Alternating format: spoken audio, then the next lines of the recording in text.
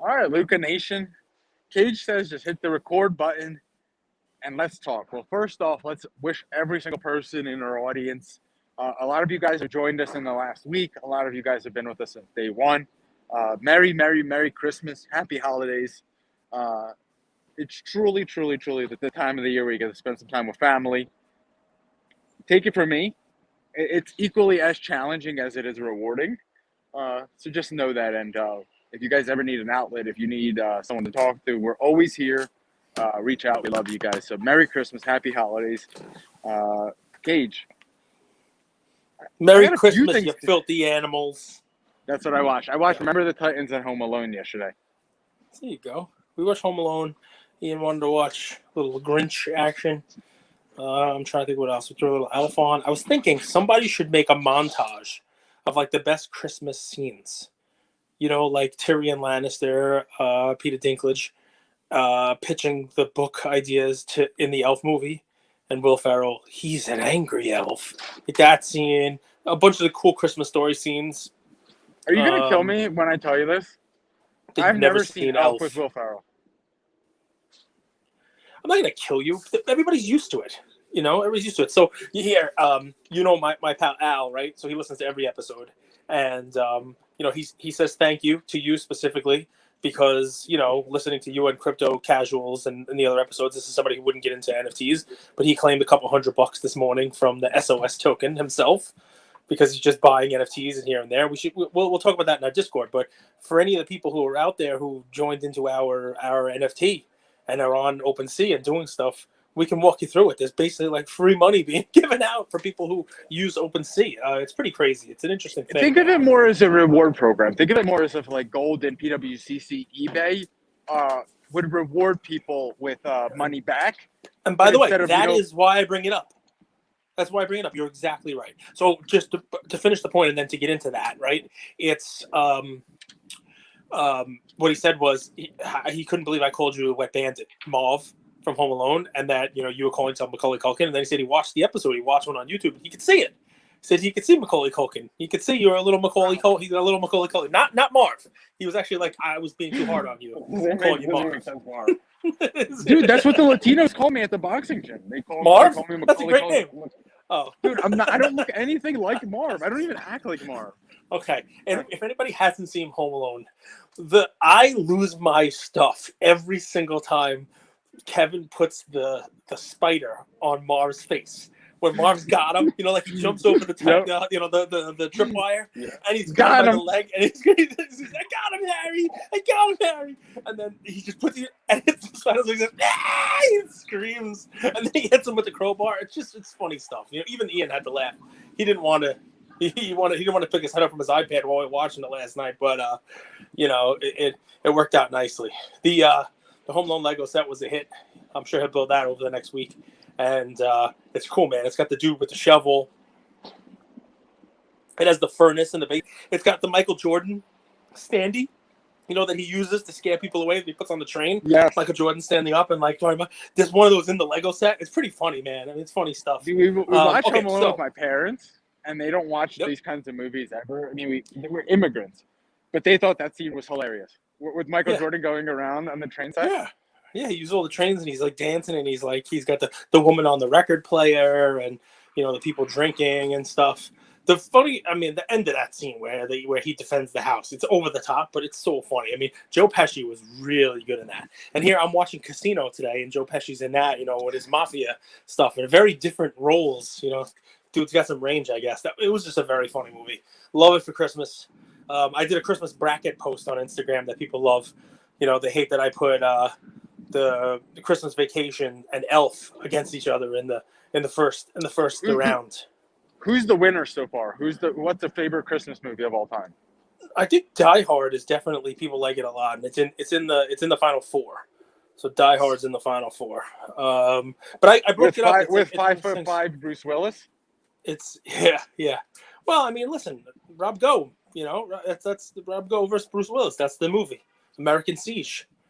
Bruce Willis and Rob Go battle, bad guy versus good guy. I love Rob, but I'll take Bruce in that battle. Yeah, probably. Bruce is probably walking away with that mantle. That's all I'm gonna say. I don't know how tough someone could be living in El Dorado for basically year round. You kind of get a little soft out there. I don't know. Would you want to step into the ring with Logan Paul? That's his neighbor living in El Dorado. You want to step into the ring with that dude? Rogan Paul, Joe Rogan, and Logan Paul. Logan. Did I say Rogan? I don't want to fight Rogan Paul. Yeah, I would love to fight Logan Paul, man. That'd be fun. I did just eat dinner. And I respect them, man. They're good fighters. My Christmas meal. So maybe I'm a little sluggish and maybe I slurred my word. But that's okay. It's all right. You want to give me a hard time about saying Logan Paul. It's okay. You've been giving me a hard time recently. And, I'm just going to have to hang up on you again. Yeah, so I heard this joke. I was going to use it yesterday. I was going to say to you, you're smart. So there is an animal with small nuts that hangs upside down. It hangs up. Oh, man. I just ruined the whole joke. Ian tells me this joke. It's supposed to be an animal with small nuts that hangs down, and it's a bat. You're supposed to guess it's a bat, right? And then what about an animal with big nuts that hangs up and then go boom and hang the phone up? So so Ian has his dad jokes. I don't know where he's learning these from. There must be some real foul-mouthed hooligans in the 3rd grade. So let me understand. Let me get this straight. So if this joke goes perfectly right, it's not butchered by Sleepy Cage. You leave with and the audience has the interpretation that you have oversized balls, and that's the win. The win is it's the joke. They leave with the joke, and you hang the phone up. That's the deal. That's the deal. Man, so did you get anything fun? I want to talk about the SOS token because there is a lesson here, guys, and it's the power of being early. The power of being early, not necessarily in spending money early. The power in, as we go through this, what we call disruption, innovation, all of these things that are happening. It's not just in the NFT world. We see this in cards. There is a tremendous power of being early, learning the platform, learning the players, understanding how things move so that you get an advantage. And if this was just a one-off occasion, I wouldn't bring this up. But this has been happening time and time again this year. And I'm not a fortune teller, so I don't know if this will happen in 2022, but my hunch says it will. And there's so much power in the world we're entering into with sports cards, alternate assets, and with NFTs to be in early, to learn, to play around. Dude, Cage, you and I, we stay up till sometimes we wake up at like 3, 4 a.m. playing around with what's going on Golden, what's going on PWCC, what's on Alt, what's on OpenSea, right? We're constantly in it. So, a lot of the good fortune we've had with ENS, it's luck. We talk about luck all the time. With this SOS drop, it is luck. And I feel very blessed on my birthday to get such an amazing present, right? The present being with my family and a little birthday. But, Cage, we also have to give credit to the fact that we are up at all hours and we're learning and we're in it and we're in the weeds. You know what I mean? So I hope that people take that away. Did you give the audience being early? So you have to tell the audience what day your actual birthday is because they right now believe you're talking about today and that your birthday is the same day. December 24th. The actual Lord Jesus Christmas. Guys, we didn't even give Andrew a big happy birthday. We did a Christmas Eve thing. We didn't even give Andrew like a big birthday thing. We didn't even make a big deal of his big birthday. The big birthday lunatic because it's Christmas Eve. Oh man, I'm a humble guy. Upsetting. I don't love my birthday, Cage. I know. Last year you told us to ignore it, but you like to. It's funny because the 24th, it's hard to forget because it's Kobe. I mean, it's not your favorite Kobe. You're kind of an 8 Kobe, I think. Yep. But 24th Kobe. He's fro. 100%. It's not even close. It's funny. No, but dude, I had every year I get birthday blues except for this year, and I think it's just a testament to our hard work, man. We showed up every single day, and I'm very proud of us. I'm proud of myself, and I'm proud of what we've been able to accomplish together. And I think as we head into 2022, I'm very, very, very fortunate to have the people who believe in me, who support me. So I couldn't feel luckier, man. I'm very, very blessed. All right, everybody send him a happy birthday. Let's go. It's a day late, but send it to him. Because, I know everybody's involved in their Christmas stuff in their packing. I don't want to whisper this, but, I was up till like 3:30 in the morning, like making a friggin' chair, like a gaming chair, doing my Santa thing, wrapping presents and stuff. But, we get involved in our own life. Wish the dude a happy birthday. Send him a little happy birthday message. Send him a little Merry Christmas. I got a lot of Merry Christmases today. And, So so what are you now, 24, 25? that's right. That's right. Yes. So I asked my sister's boyfriend is right here. My sister is right in front of me. Is he My going to make a flight guest appearance? No, my flight is taking off in an hour and a half. And right before the flight, I'm thinking of, what play am I going to give today? It's going to be a shorter episode, guys, because it is a travel day, so I apologize. But tomorrow, back with your regularly scheduled programming. But, he actually brings up to me, he's like, man, Shaq's such a good guy, right? Like, you hear about all these things Shaq does. I can't even rattle all of them off right now. But he's releasing an NFT that, correct me if I'm wrong, all the proceeds he's going to donate to charity. Have you seen something along those lines? Yep. Cool. Yep, the Shaq Foundation. Amazing. Shaq Foundation. So I asked the guy, I'm like, dude, is Shaq top 5 most famous people in the world? And he said no. And I said, okay, well, who's more famous? And he said Bruce Springsteen, which was laughable to say the least. Interesting. But that's my point. I'm like, who is less cardboard relevant that's as famous as Shaq? And I can't name a single person who has cards that are so cheap, but yet you take this guy anywhere in the world, he's the most recognizable face in the world. Maybe bar like The Rock, Michael Jordan, and a few other people. Who is more recognizable than Shaq? And I got to tell you, man, as much as I do believe that the Shaq market hasn't come around and saw a little bit of a run-up, I would take a look, man. I would take a look at some of his really low-pop iconic stuff. Whether that's the '93 finest, because that's an iconic set, the refractor, the beam team, the Topps Gold. I gotta believe that it's not a short-term flip, but I gotta believe owning 1 or 2 Shaq cards at pennies on the dollar relative to some of his contemporaries is a smart play, and it's a smart investment to have in your portfolio long term. Yeah, I mean, listen, I'll speak on Shaq because I've given Shaq as a play. You've given Shaq as a play, and it really is an interesting thing. I love the guy. I mean, that in the early '90s, that was the guy to collect. I think Shaq, like Luka and Zion now, brought basketball back. And it so happened that Jordan ruled basketball in the '90s, but it was Shaq. Shaq was the guy everybody was chasing. I'm telling you, it was huge. And I own one, but you guys know I chased the Shaq Upper Deck #1 rookie card, and I had a bunch of them, and I did well on them. They probably 5-6x from where I bought them. But the only thing I'll tell you about it is we make jokes about making fetch happen. Right? I don't know the answer to your question about why Shaq doesn't get the love and the cardboard relevance that he should. I don't know if it's because it's a big man. I don't know if it's because the game is different now and people love three-point chuckers, which is why everybody's in love with Curry. And Luka, I guess, everyone's in love with those stats. I really don't know. I mean, Shaq was a dominant force, won titles with multiple teams, he was unstoppable when he wanted to be. And, he's completely relevant now, which most people aren't.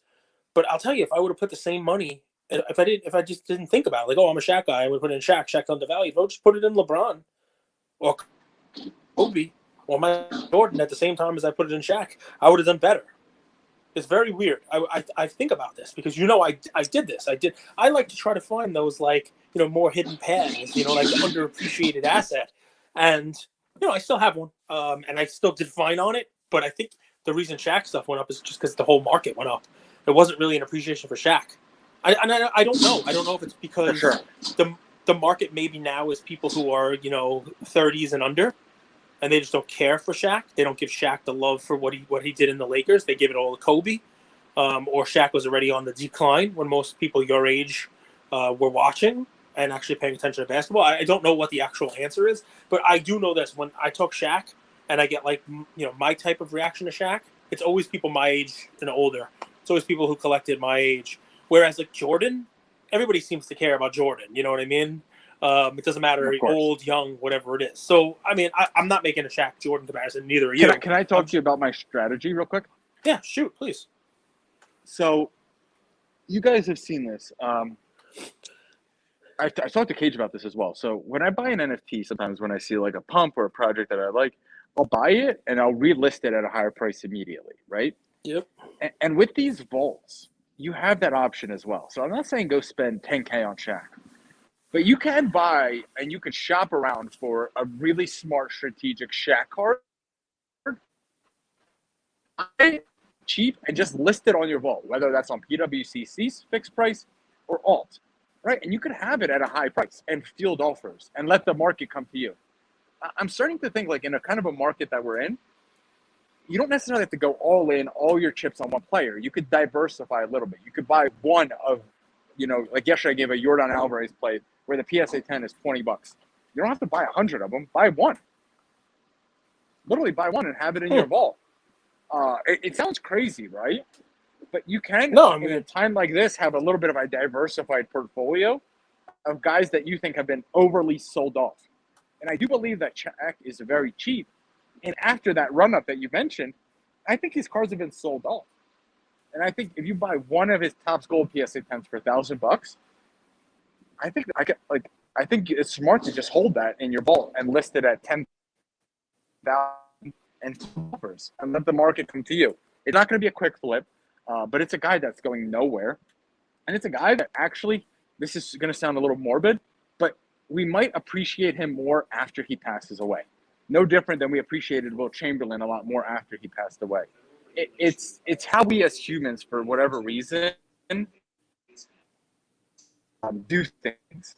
A lot of musicians, we have more after they pass away than when they're alive. It's shocking. It's weird. It doesn't make sense to me. Jimi Hendrix, Jim Morrison. We can go down the list with those guys. That's where I'm at with this. I just think he's so iconic. You're kind of going in and out a little bit. I can hear you now, but I mean, look, you have it's an iconic card of an iconic person. You know what I mean? I mean, it's pretty awesome. And I mean, I love Shaq, and you're right. I mean, he does more now. He's more relevant now. You see him on commercials for the General, Icy Hot, all kinds of stuff. It's it's pretty funny. Listen, but what's interesting about it is I'll give a play and I'll let you run because I know, it's a travel day for you. And I do want to talk about kind of, where we were going with like the SOS token and like the future, where things go. Combine a couple things, guys. And you don't have to go with this one. But you guys, it's really funny. People like what they like. And you have spent 2 weeks with your sister's boyfriend. And he's probably heard you do episodes every day and talk about, sports and talk about baseball and basketball and the whole 9 yards. And you like eggs and he doesn't like buying you eggs. But that's not the point. The point is this. He liked Bruce Springsteen. And who am I to say that that's not the right person? In 1974, there's a Swedish set called Sam Larsaker. SAMLARSAKER. It is Bruce Springsteen's rookie card. It's card number 519.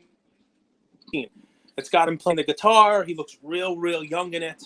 It's way before the 80s where he became huge, with his 1984 album. And the point there, guys, is that if you look, you can find a rookie card of anybody you think is relevant. You can find a card that's out there. It's sort of like what Yam does with Elon Musk. And it's funny because, I'm going to give Cole his credit on this. We literally talked to Josh Luber, who's going to be the CEO of the largest sports card company in the coming years.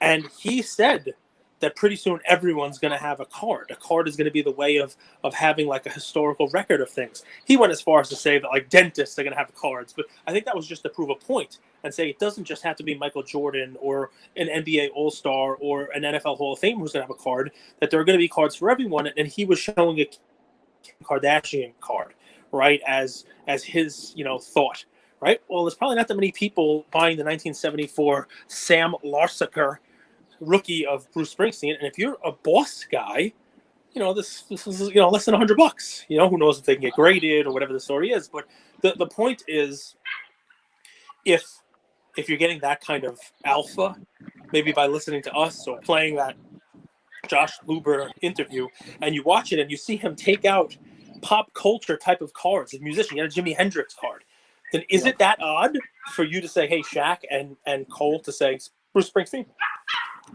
I'm not a Springsteen guy. Maybe you look for Michael Jackson, and is it that Grateful odd of a Dead thought process? Grateful Dead would be an interesting one too. Is it that odd of a process? We've already seen that expansion out from like the core four sports into other sports, right? And you saw, Serena Williams cards, you saw tennis cards, you saw golf cards, now F1 cards, right? And these cards, I think what's also, bolstering those is that their personalities. Serena is not going to play that much more tennis. It doesn't matter. People want her cards, because she's doing TV advertisements and all kinds of crazy stuff, right? Tiger Woods might not play that much more competitive golf, but he is a name, he is a celebrity. The same thing, The Rock, right? People looking for The Rock's cards. He's not really wrestling that much anymore. He's rapping horribly. He wasn't terrible. It's not easy to rap. You know what I think like it is? It's two. It's two things. It was like in character. Yeah, shoot. I think it's two things. I think we signal to each other as human beings. I think we signal who and what we like, right? Like we are Bruce Springsteens or we're Deadheads. We want to show that. And two, when these cards do catch on to value, we want to show that we own something worth of value, right? It's that and that we thought about it before anybody else did. Yep. That's the other thing you got to take from it too, right? It's like, hey, I was first on this. I beat it. Yep. I mean, you look at Gary Vee's most recent video about NFTs, right? It's about, hey, he was there, he figured it out, like he was there early, and look what he did. And he didn't know anything about it, but he researched it, and he was ahead of the curve on it. He was there for the run up, not the tear. And you can read whatever you like into that video. It's genius, and he obviously made a lot of money, and it's been wildly successful. I was wrong about that. I didn't think it would be, and never bet against that man ever. But the part of what he's saying is, look at me. I figured this out before everybody else did. And it's the same thing, right? And if Cole goes out and buys that 74 Springsteen card, and you buy your Shaq card, and next year when you're in Colorado snowboarding, and his card is worth $10,000 because there's 12 of them, and he tells you, look, Shaq is great and all, but I told you about Springsteen. I knew it. I was there first. There's a lot of that in what we do. 1,000%. 1,000%. So listen, shorter episodes. I have 30 seconds, and I want to hear what you think, and then you can go. Sure. It's Web3 in the hobby, right? And I want to see whether or not our hobby guys, because of the influx of new tech and new young people, young owners, people like Lior, right? People like Nat, people who have their finger on the pulse, are they going to take a lesson from what's going on in the NFT Web3 space, where it's the participant economy, where it's no longer just make your shareholders richer, make a couple of people on top richer? That success comes from making the participants who have grown you richer.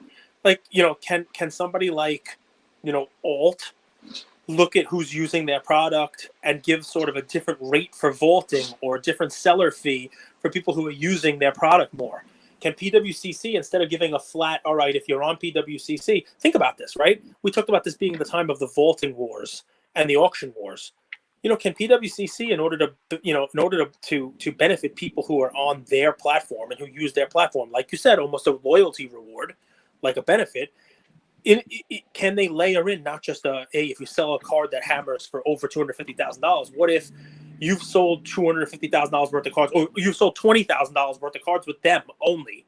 You know what I mean? They look at how much business you're doing with them, how much you're buying from them, how much you're selling from them, and there's a collector score or something like Top Shot does, where you can also get a bonus, a better percentage back. Are there lessons to be learned in our hobby that is sometimes slow to catch up to what's going on in the rest of the world?